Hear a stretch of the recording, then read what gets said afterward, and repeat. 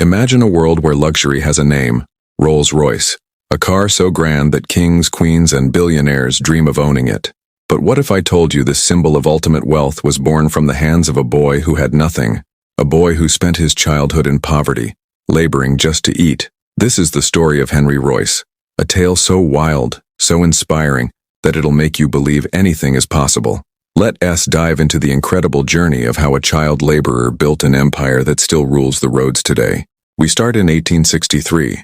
In a tiny village in England called Alwalton, Henry Royce is born into a poor family. His father runs a small mill, grinding flour for a living, but he's not good with money. By the time Henry is 4, the business collapses, debt piles up, and the family is thrown onto the streets. They're homeless, hungry, and hopeless. Henry's father tries to claw back, taking odd jobs, but it's no use. At age 9, tragedy strikes again. His father dies, leaving his mother alone with 5 kids. Henry, the youngest, watches his world crumble. His mother has no choice but to work as a maid, scrubbing floors for pennies. Henry, still a child, starts delivering newspapers. Picture this: a skinny 9-year-old trudging through muddy streets, hands black with ink, just to bring home a few coins. School? That's a luxury he can't afford. His future looks pitch black, like there's no way out. But fate has a funny way of turning things around. At 14, a glimmer of hope appears. One of his aunts, a kind woman with a sharp eye, sees something in Henry. She believes he's more than a newspaper boy. She pulls strings and gets him an apprenticeship at the Great Northern Railway Company. This is Henry's first big break. For 3 years, he works like a machine, day and night, no complaints. The railway isn't just a job, it's a classroom. He learns carpentry, hammering wood into shape. He studies math, scribbling equations by candlelight. And most importantly, he masters electronics, tinkering with wires and circuits. By 17, he's no longer a boy. He's a skilled mechanic, ready to take on the world. But the railway isn't enough. He's hungry for more. At 21, Henry lands a job as an engineer at Maxim Western, a company making electrical equipment. He's good, really good. His bosses notice his knack for fixing things, his obsession with perfection. But the company's in trouble. Money's tight, and it's about to shut down. Most people would panic, look for another job. Not Henry. He's got a fire inside him. With just $20 in savings, barely enough to live on, he decides to start his own company. He rents a tiny office in Manchester, calls it F.H. Royce & Company, and brings in his friend Ernest Claremont as a partner. The early days are brutal. They take any work they can get, repairing sewing machines, fixing broken lights, anything to pay the bills. Henry's not afraid to get his hands dirty. He's up before dawn, soldering wires, testing circuits, while Ernest handles the customers. They're barely scraping by, but Henry's watching the world. He notices something big. Electricity is the future. Homes and businesses want lights, bells, gadgets. So he pivots. He starts making arc lamps to hold wires, bulb holders for lamps, even electric doorbells that chime with a crisp ring. These little inventions catch on fast. By 1900, F.H. Royce & Company is booming. Sales hit $20,000, a massive leap from that $20 startup fund. Henry's 38 now, married, with a family.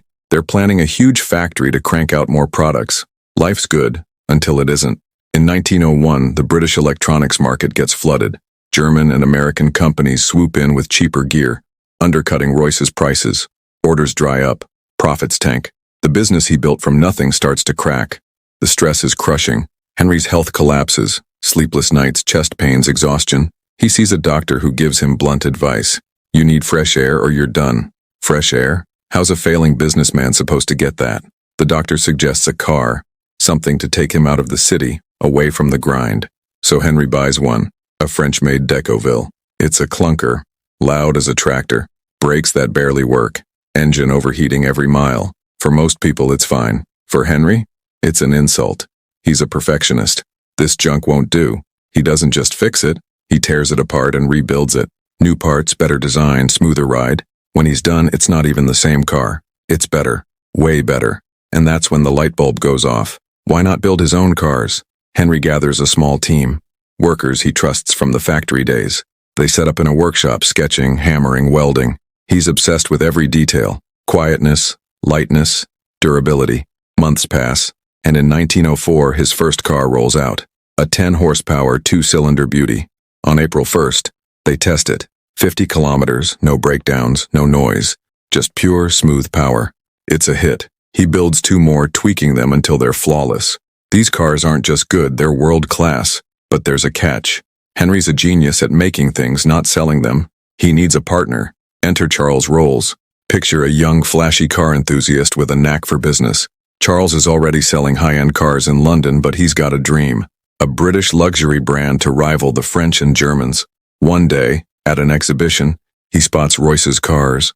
They're sleek, quiet, perfect.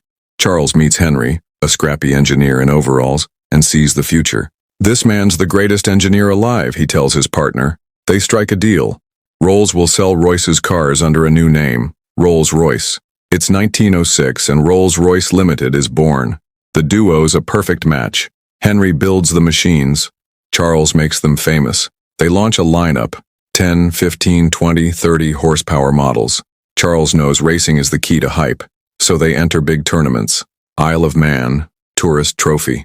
Rolls-Royce cars dominate, setting speed records left and right. Word spreads fast, these aren't just cars, they're engineering marvels. But the real star is still coming. Late 1906, they unveil the Silver Ghost. 40-50 horsepower, 6 cylinders, painted silver.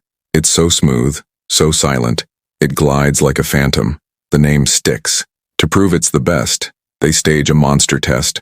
24,000 kilometers, 2.5 months of non-stop driving, day and night.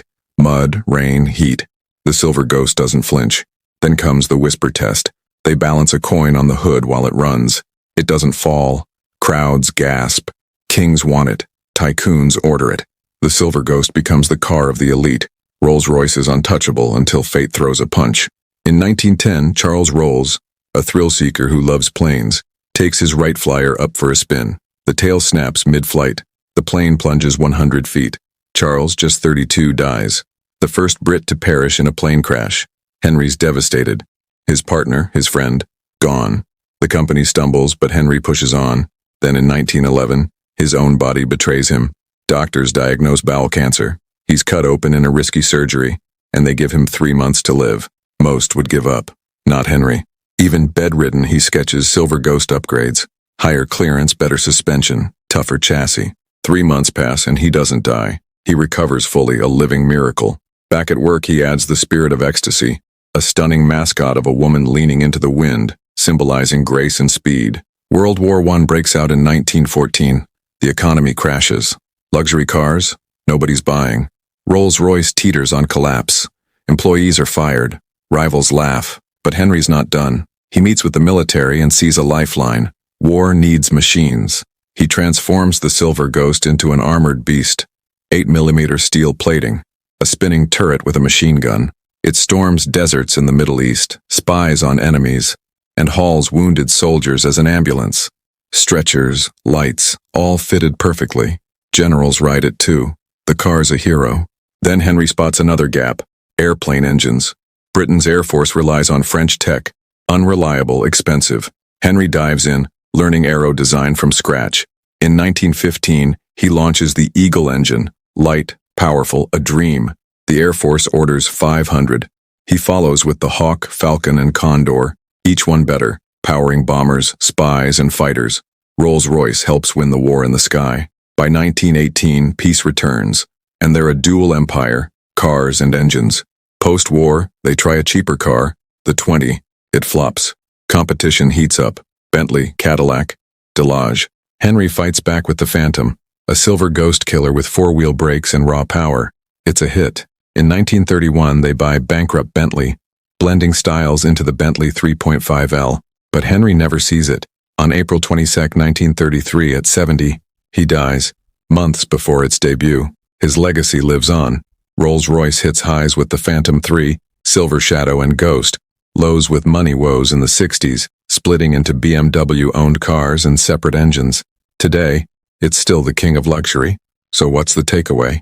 Henry Royce went from a penniless kid to a name etched in gold. He didn't just build cars. What's your Rolls-Royce moment gonna be?